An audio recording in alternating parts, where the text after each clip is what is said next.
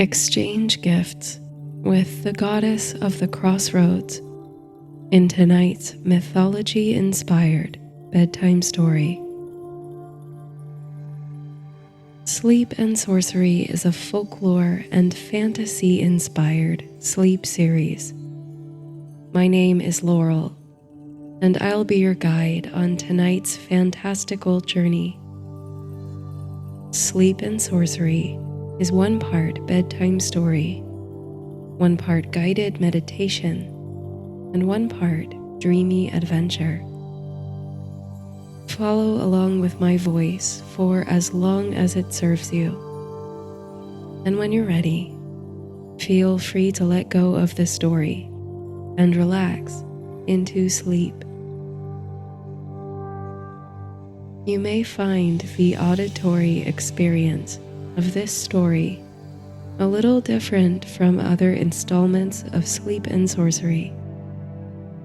I've included some more experimental recording techniques like vocal layering, and it includes original channeled poetry and built-in visualization exercises. I hope you find it an especially relaxing listen.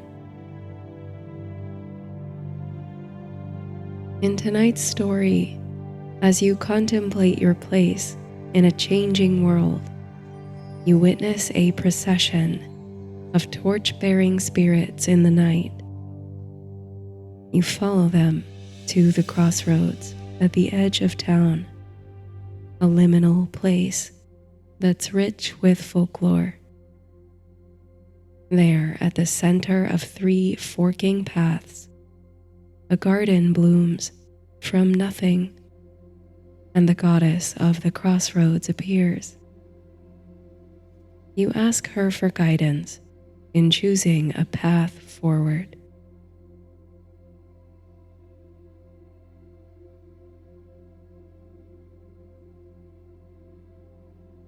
But that is the nature of grammar. It is always tense, like an instrument, aching for release, longing to transform present into past, into future, is, into was, into will.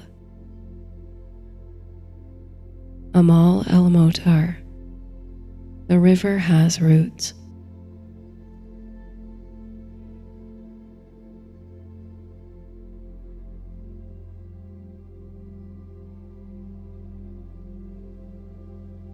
There is a place beyond the edge of town, across the moor, on a barren plain where three roads meet. It's a lonely place by day and night, for few travelers come this way. Its cracks and corners are all overgrown with wiry weeds, for no one tends to it anymore, if they ever did. It is a stretch of land that belongs to no one, existing past and between three municipal borders, unclaimed and unheeded. Most days you do not think of it, so out of sight and necessity. But at this moment, you have Crossroads on your mind. It's a handy visual in times like these, a metaphor ripe for grasping when you seek answers and direction. To be at a crossroads is to rotate on an axis, to test the possible paths, to run endless simulations. Choice is a sacred opportunity, a radical responsibility. When you were young, you heard the crossroads were guarded by fairies who desire gifts or demand tribute. Childish games were born from this. Standing at the center point of the 3 roads, you'd scatter seeds to the wind and watch which way they fell. That would be your answer, or at least what the fairies wished. You applied this divination to all kinds of questions. What should I be when I grow up? Who will I marry? What will I be remembered for?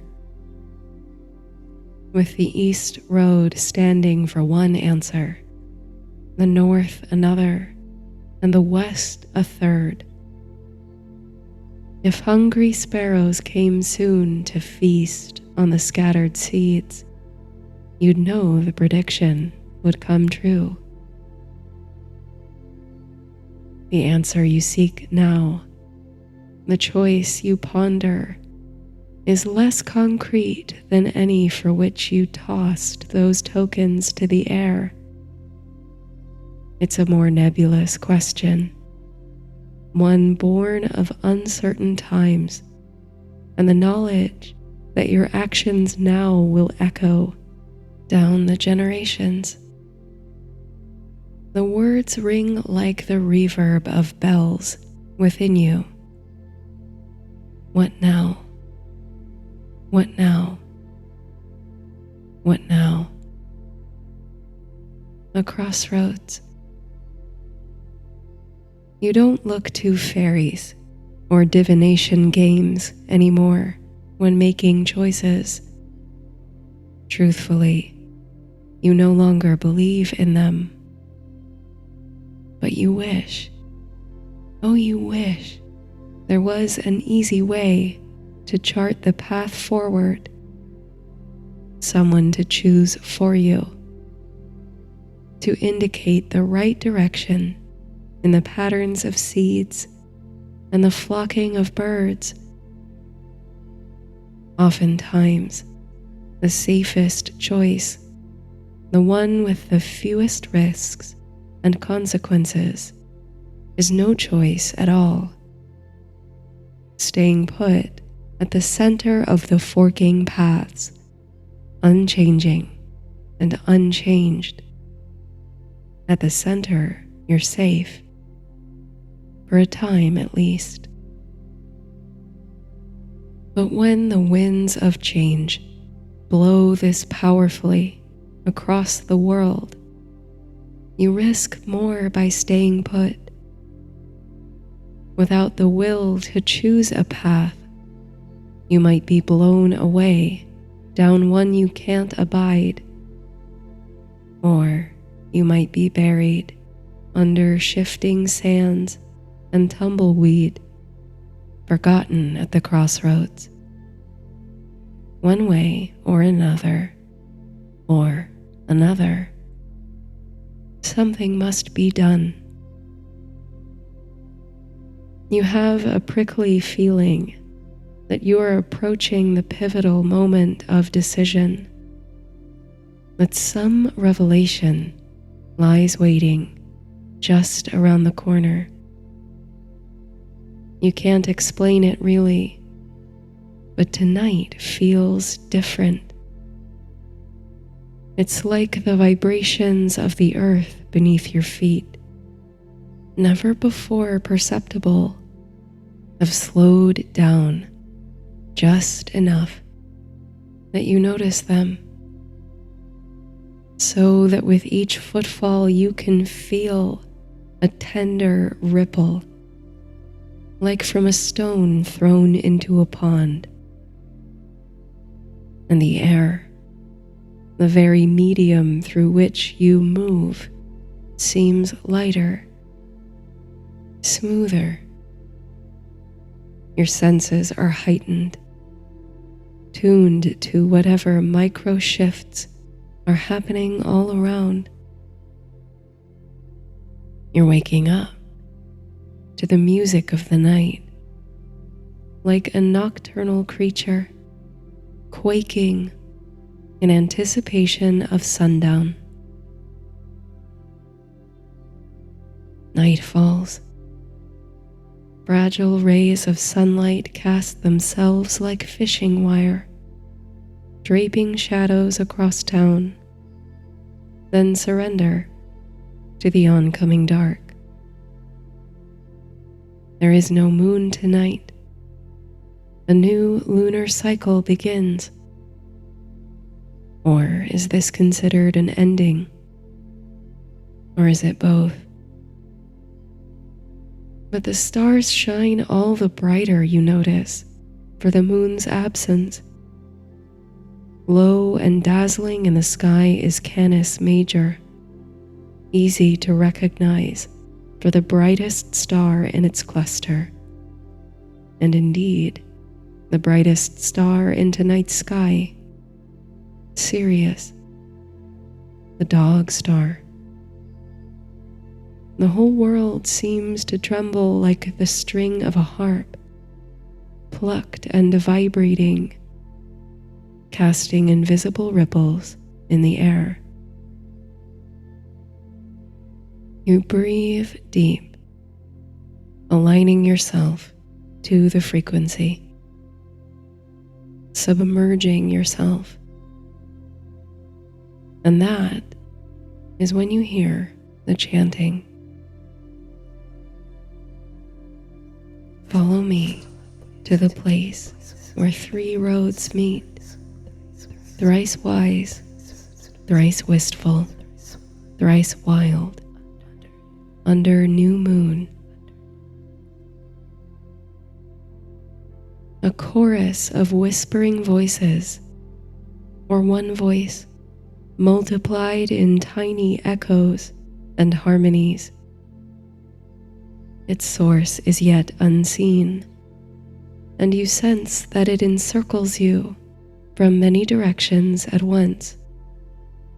You look to the east, the west, the north for a presence, but it's from the south that you glimpse the firelight.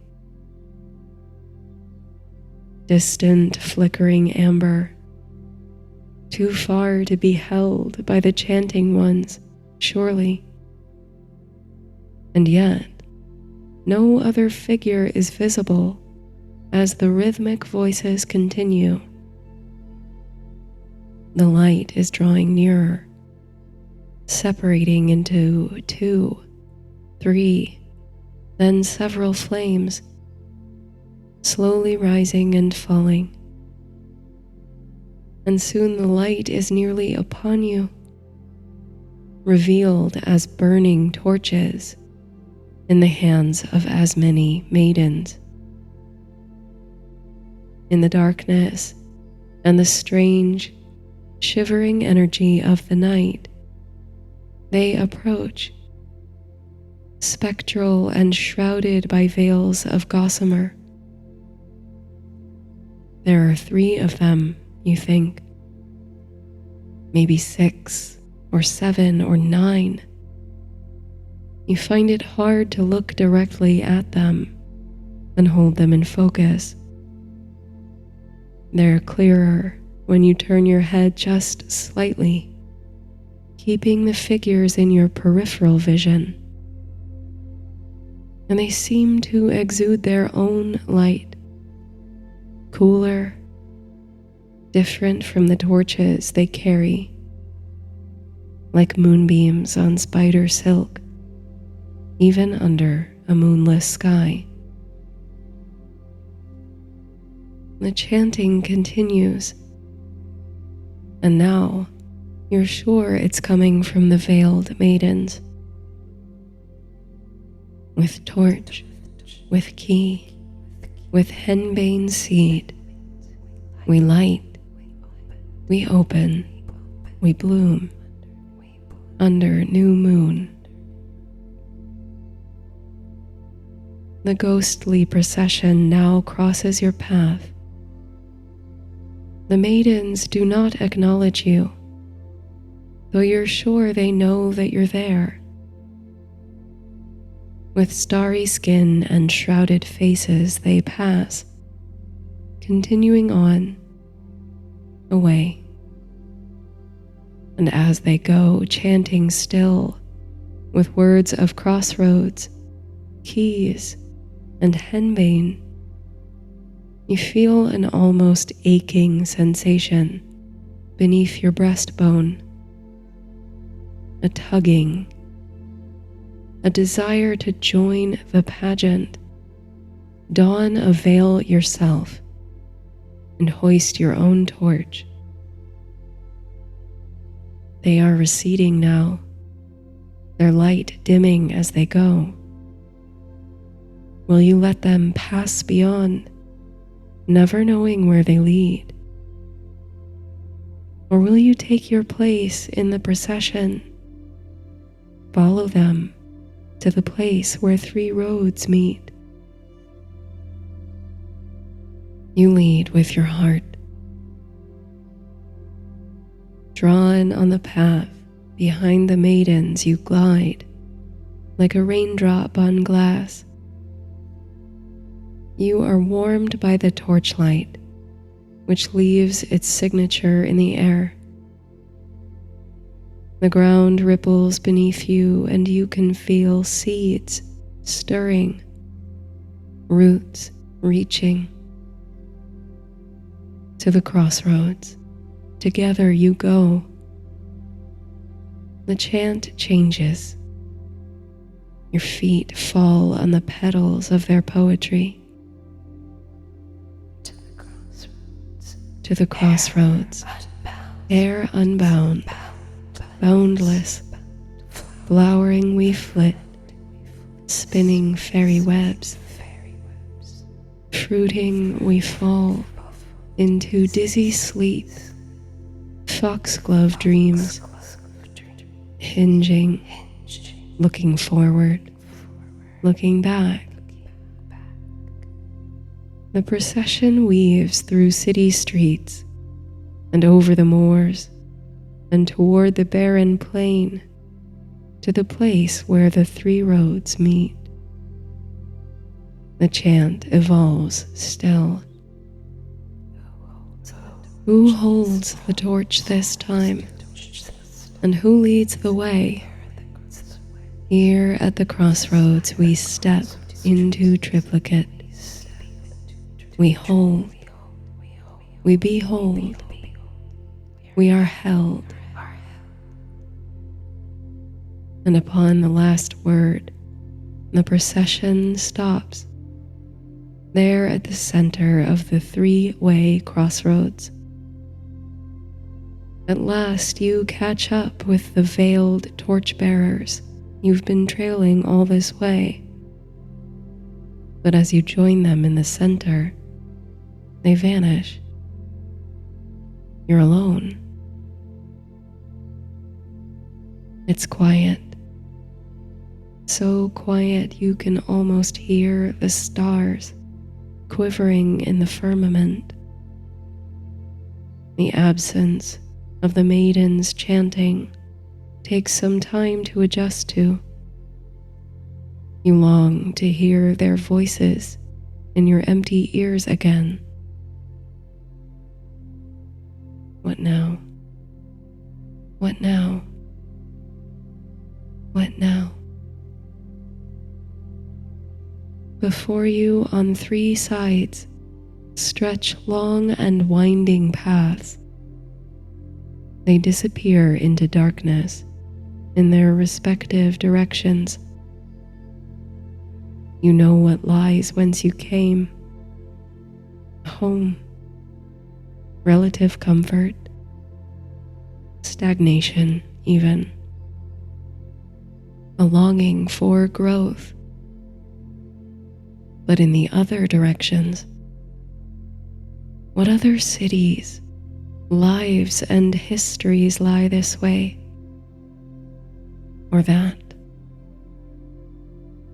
Of course, your wandering mind should bring you here, to the physical manifestation of your inner uncertainty, where the veiled maidens, only your clouded mind, seeking a light in darkness, someone to show you the way. If you were still a child, you would reach into your pockets for a handful of seeds and toss them to the breeze. But you're beyond such things, aren't you? And besides, your pockets are empty. You reach your hands into the pockets at your side, confident that you'll confirm this assertion. But that's funny. Your pockets are not empty after all. Drawing out your hands, you find them full of tiny seeds. Poppy seeds and sunflower seeds and others you don't recognize. Some slip through your fingertips, but you hold most in your cupped hands, marveling at their spontaneous appearance. You look around in all directions for any sign, for the torchbearers, the imaginary fairies of your youth, or any other witness. But it is just you and the stars, looking down on the crossroads. Perhaps you are not too far from childish things, hopes and wishes, and pleas for guidance. Perhaps those are the childlike aspects you should cling to, rather than leave behind. A deep, cleansing breath in.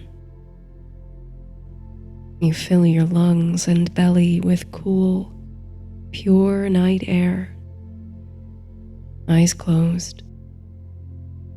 A moment of pause and a long, slow breath out.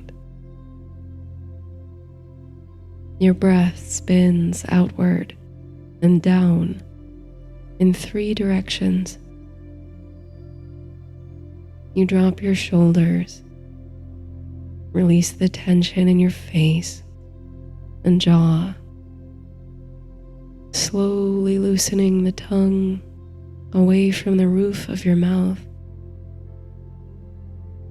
And in the lightness of the moment between breaths, you feel like the space between the skipping of stones, the catching of air, the buoyancy on the water, suspended between worlds, between elements. Here breathes your question, your query, the oracular wisdom you seek. And with this lightness, this liminality and intention, you toss the handful of seeds to the sky, willing them to find their way, releasing your query to their sovereignty. You open your eyes to watch the seeds fall. They hang for a moment, afloat on the pause between breath. And as an exhale, down they fall, cascading like rain, each finding their way to the ground in their own time, with their own plummeting force. Even in the dim starlight, you search the ground for patterns, for pooling toward one path or another. So many times the seeds have helped to point your way. Why shouldn't it be so again? But now something happens that you never expected. Puzzling to find any coherent pattern in the seeds, you feel the ground begin to tremble. so faintly, just a vibration, and the seeds, all spilt about you, shake and bounce, and can it be? They glow, and they burrow, all of them, burying themselves in the soil at the crossroads. They are called in, pulled downward. How far, you wonder? How deep? And only moments later, from the cracks in the road, the corners and edges, from soil and stone there springs life. Sprouts and shoots and leaves rising before your eyes. Wild patches of rosemary, lavender, mint, and meadow sage emerge from the ground.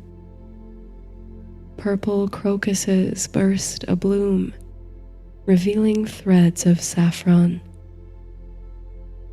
Then come wild roses, silvery artemisia, bay laurel, fragrant juniper. A garden of passionate chaos is revealing itself, bringing forth herbs and flowers of all kind. And you have the feeling it was there all the time, just hidden from view. Only now it lets you in to behold it. Twisted blades of foxglove hang their dappled bells. Poppies, silent and swaying. Belladonna with her black pearl berries. Aconite and yarrow come up round your feet.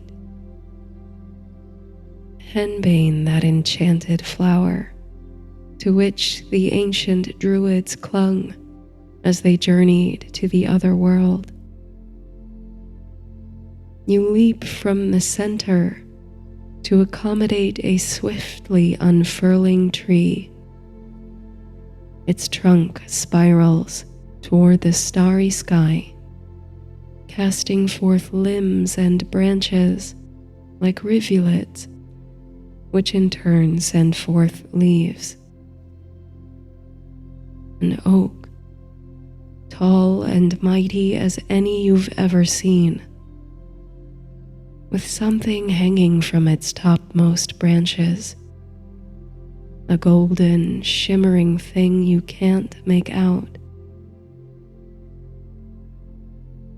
The untamed growth at last slows, and the mysterious garden glitters in the night. You can feel the plants breathing all around you. You take in their perfumes. You sense their spirits. Have the fairies answered your call? Or is this something else? As if born from your thoughts, emerging from the recesses of your bewilderment, she comes. No, she was always there. You didn't see her until now. She is the moon, or she is moonlight.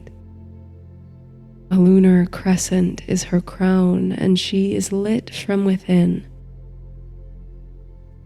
Like the maidens of the pageant, she is difficult to hold within your gaze. She is too capacious, too complex, too bright. At best, you can behold her with a kind of soft focus, and even then you see three of her, as if your eyes are crossed, creating copies of a single form. But that's just it. There are three. The three are one. Three distinct bodies, three faces, three directions, one being. A crossroads made flesh. She is the spirit of this place, you realize. The keeper of the crossroads garden, sower of the scattered seeds, the moon's moment of transition. Honing your focus, you observe her triple form. Though at first, all three faces seemed identical, now you notice their variations. Those turned away from you are half in shadow, like the waxing and waning moons, while her central form is in full view and brightness. Her waxing form, in the blossom of youth, wears a crown of silver stars. A torch is in her hand, matching the ones carried by the veiled maidens. Her central form, lunar crested, holds a bronze key.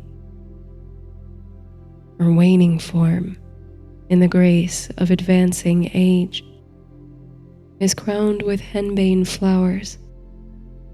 In her open palm is a golden seed. To look upon her is to look into the face of awe. This is no mere fairy or local spirit, you realize, but a goddess. And she has come to you, invoked, awoken by your scattered seeds. Or did she summon you with her spectral followers? Whatever the case, you feel the gravity of her presence, the great privilege of her appearance to you. The night, fragrant with herbs, beckons you into mystery. At last, after an age of basking in her opalescent glow, the goddess speaks. She speaks in three voices at once, and in a riddling tongue that blends sense and nonsense. My language is a mystery, a rite for the chosen. Hands fasted, fingers entwined to the labyrinth's center, undulating with the unseen drum, then reversing direction, dancing back to the phenomenal world. To converse with me, you must be an initiate. Come, let me garland you in all the green there is, anoint you with poems and spells, dress you in the tapestry of our sacred, secret tongue. Once woven, these threads, our private language, are not easily undone.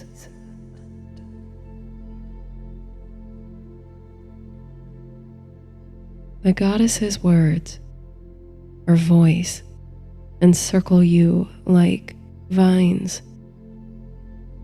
And yes, when you look down at your body, there seem to be tendrils of ivy and moonflower twining round your wrists and arms. wisteria hanging from your shoulders, creeping flocks growing over your feet.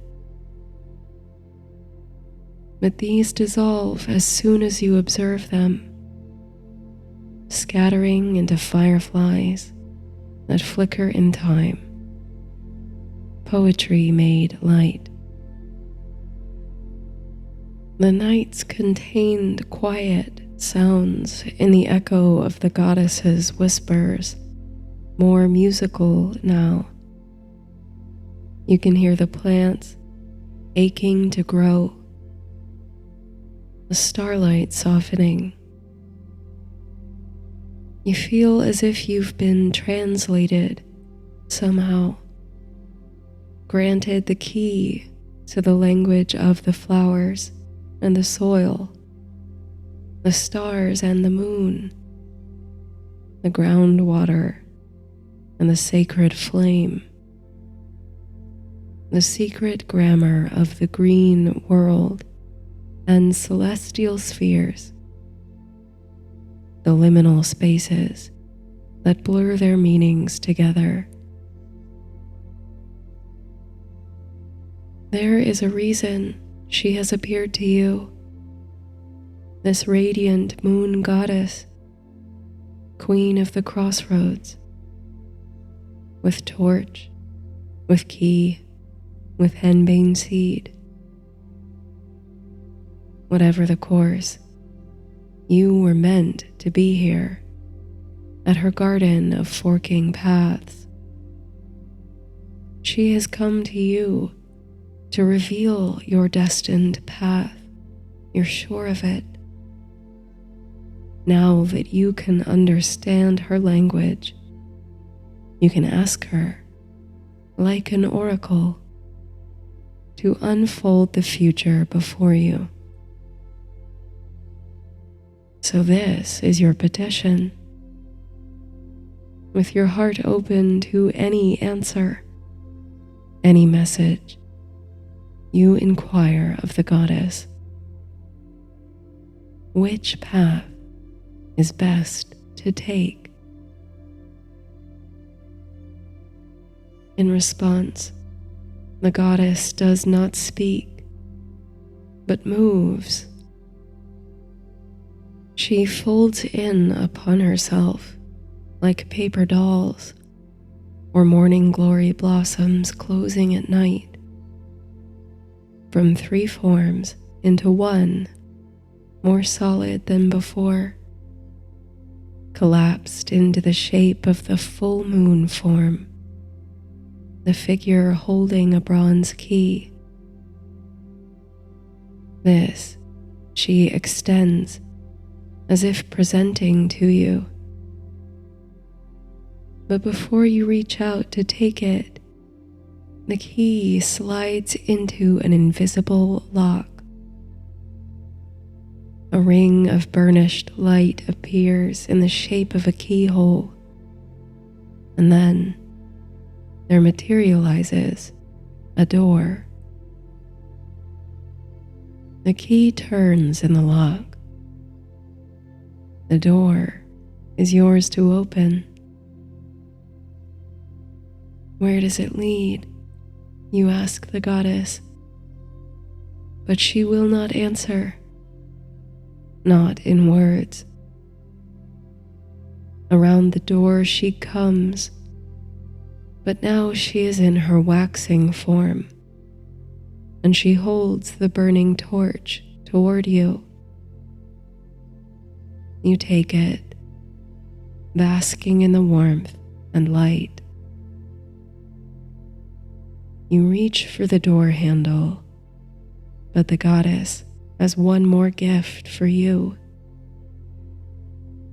Her waning form flickers in the firelight. Tenderly, she removes her crown of black henbane blossoms and places it upon your head. A key to open the door. A torch to light your way. A crown of henbane to to grant you passage to other worlds. Go forth, Corinth, and behold.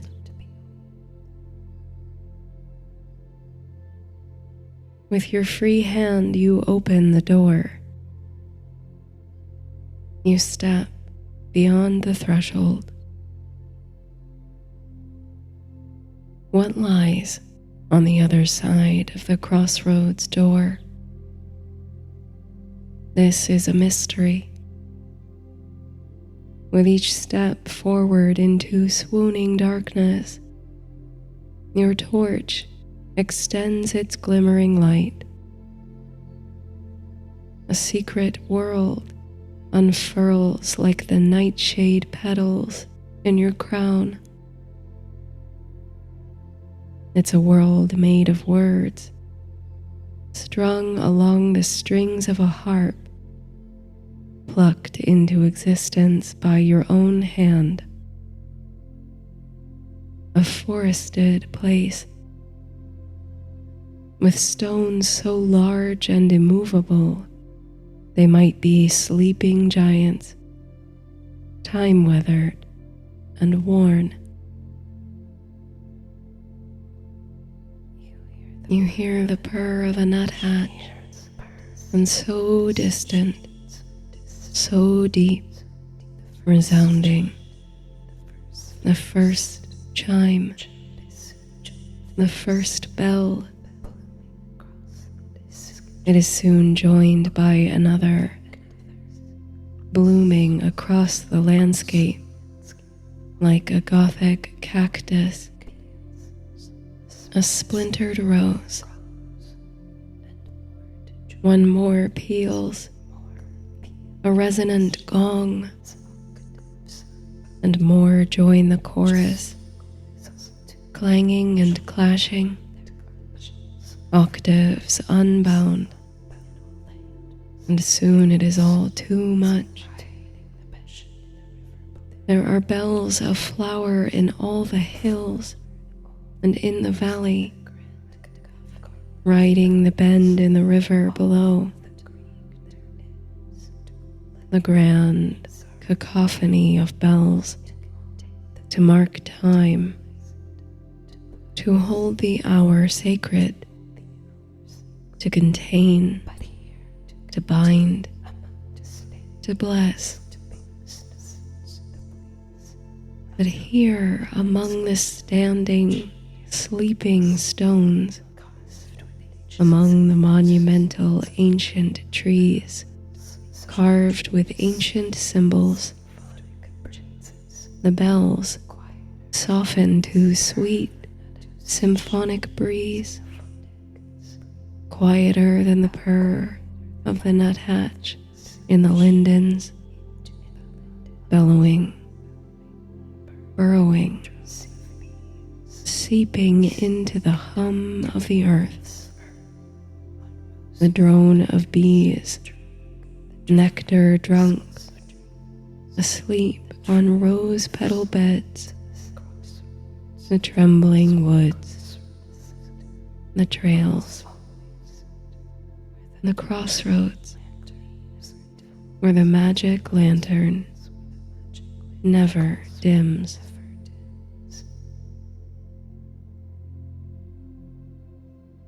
And once again, you stand before a door, but it is not the same door. There are markings carved into it and a light underneath. The key is already in the lock, a key made of stone. You turn it with a scraping sound and open the next portal. It opens unto another world. Your henbane crown grants you passage, and your torch lights the way. This place is deep and smells of earth and seems to breathe with you.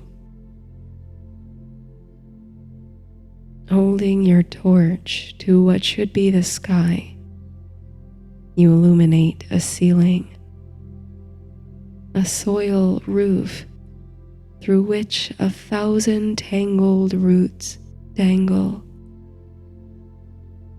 You go forth and down through the womb-like chamber, and you find at the end of the path a quiet pool. The torchlight throws itself over the cavernous walls, refracting across the hidden crystals in the stone and soil, playing multicolored lights upon the water. You kneel before the pool, your very breath troubling the surface into singing ripples. Potions are poems. They begin with breath. The cauldron-born can tell you. Those bards with radiant brow who sit in silver chairs and stir the waters of memory. A poet knows the land and its history by heart, the kings, their sons, the battles lost and won. But an alchemist knows the plants, and the plants know this world and the other world, the profound place where their roots reside, both mirror and shadow. The plants know memory, fed not by bloodshed, but by sacred wells. They speak poetry to the belly of the cauldron in a language shaped by glaciers and myth. The vervain seasons the pot with songs more mysterious than the olive's recitation. Bracken and maidenhair, oak and alder, rue and meadowsweet are older than druids, with sharper tongues. Potions are riddles, stirred by the thrice-born, those who toil beneath the shadow of the eagle and the moon. The shapeshifter knows the oldest recipe, but works with only the plants as her teachers, tugs at the roots, unravels the unspoken.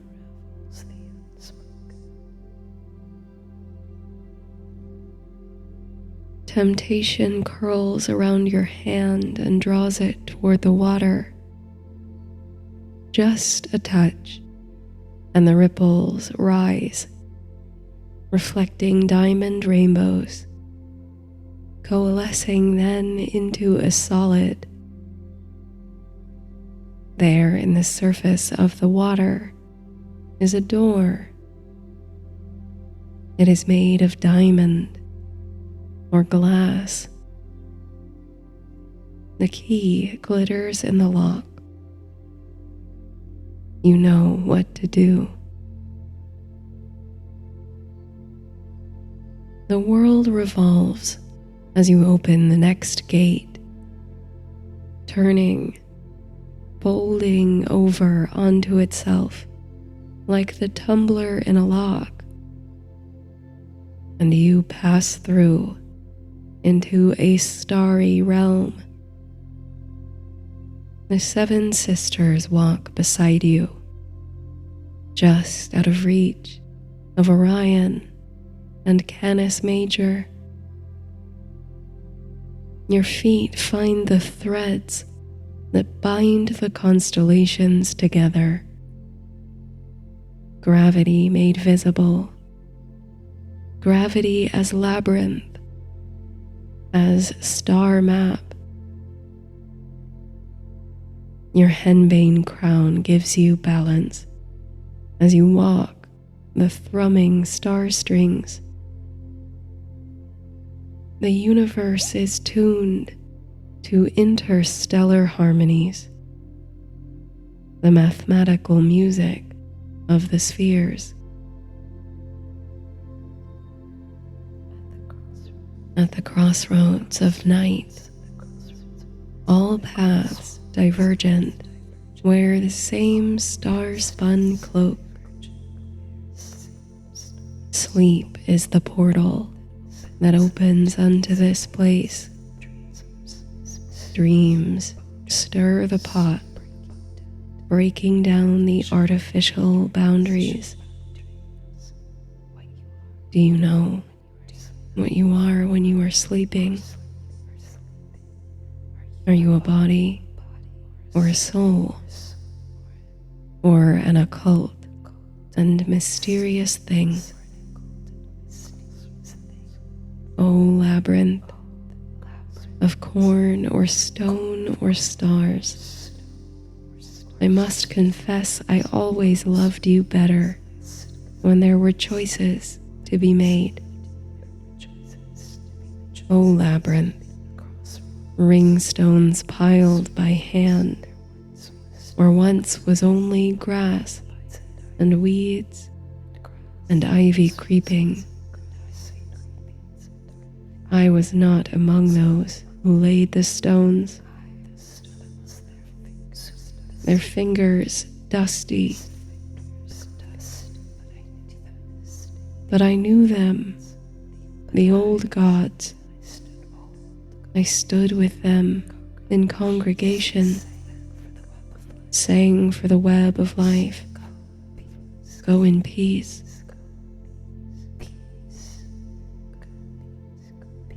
I did not place a single stone, but I walked your spirals. I rounded your curves, labyrinth, in meditation, in pursuit of center, always center.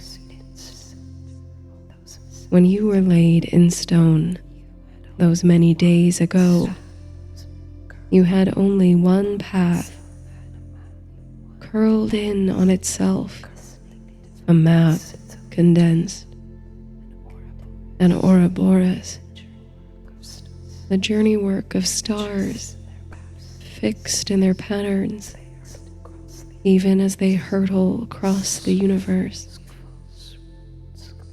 Softly we fall like leaves to the center, always center. But you were more than stone, labyrinth, more than walls of Troy, tempting unicursal path, fairy's bane. You were the space between. You were willow bough and garden fodder, fallen bridge in the wood, corn maze, sunken city, star crossing. You were crossroads, waxing full and waning moon. When I traveled lonely on distant shores, tracing invisible histories, it was you I sought to tread, O labyrinth.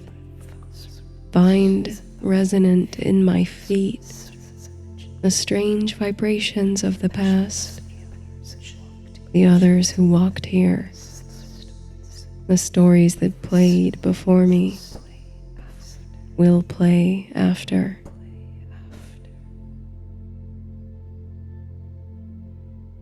Walking the star-string tightrope, you move through the millennia till you reach the center, the convergence of all infinite paths, the eternal crossroads. like staring into the center of a burning star or a newly formed galaxy, gravity pulling it inward, together, unified for the first time, all memory, a million experiences collected into singular space. You gaze inward, feeling a warm, tingling sensation in your star body, a wave of comfort, stillness, and peace washing over you from crown to root. A starlight shining from your third eye. Sweet, universal breath moving down your throat and igniting warmth in your belly. You stay a while. You bask in the sensation, the beauty of what unfolds before you here in the star space, tuned tenderly to the music of the spheres, until the center, the galactic crossroads convergence, transforms into a door. The key, made of milk and stardust, is already in the lock. You turn it and you open the door and pass through. And you are back at the crossroads, the meeting of three ways, the place beyond the city and the moor, the night garden. You are back in the presence of the goddess, her three forms watching, waiting for you, each with a knowing smile. There is mischief in her, you realize. You asked her which path you should take, and she answered your question with riddling realms. She gave you torch and key and henbane seed to open impossible doorways, answer impossible questions. But instead of revealing your true path, she only gave you the capacity to see how narrow your vision once was. The gods play tricks. There are more than three ways, of course. Take one of three presented paths forward into known unknown. This way, that way, and a third. All paths point to choices in the middle world. But what of the other worlds? For the first time, you understand what a crossroads is. Not the place where three roads meet, where choices are determined by the scattering of seeds. Not a whisper of what now, what now, what now. Oh, see, there are infinite ways and paths and meanings.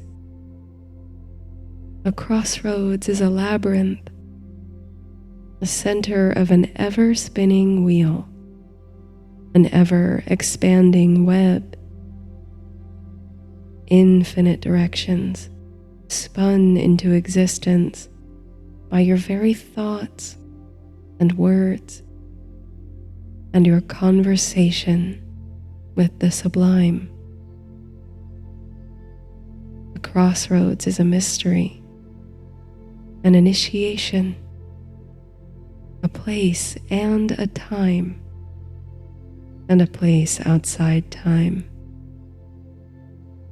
A crossroads is a garden, a river, a cave.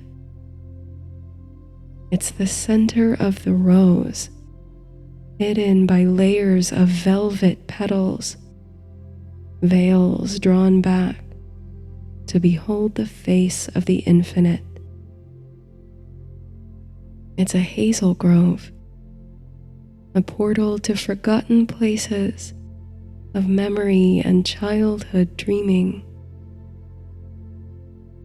It is the unbroken shell of the phoenix egg, a happening of limitless potential. It's the cauldron and the thunderclap, the chanting of actors on a ghost-lit stage. It's the space between the lightning and the thunder. It is the fluid, energetic key that fills all locks, releasing creativity and chaos. Take the torch to venture into the underworld, to find the buried seeds and observe their patterns. Learn to wait. Learn to incubate. Learn to wander dreamward, starward, or journey into memory and the land of spirits. The goddess of the crossroads, standing in triplicate to watch over her fathomless domain, extends waxing, full and waning arms to you. She folds you into an embrace that hums and weaves a tapestry round your heart. She has not given you an answer,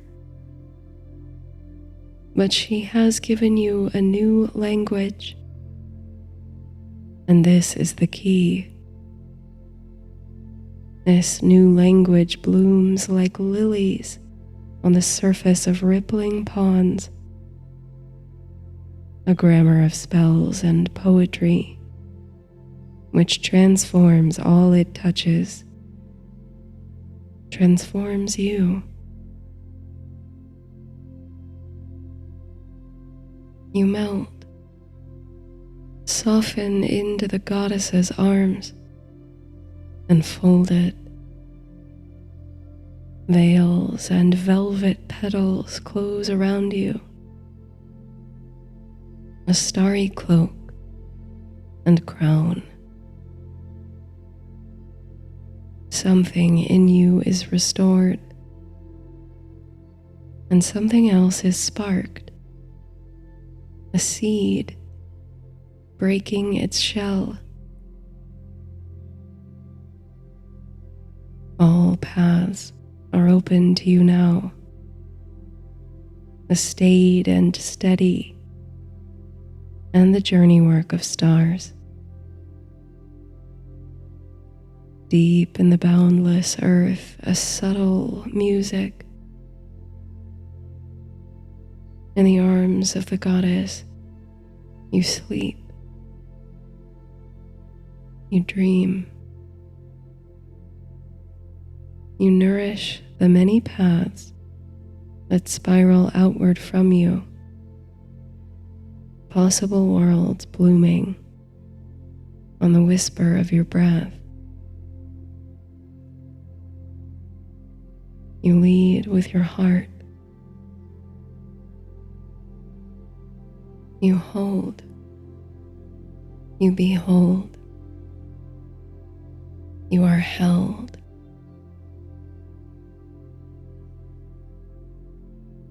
Blessed be.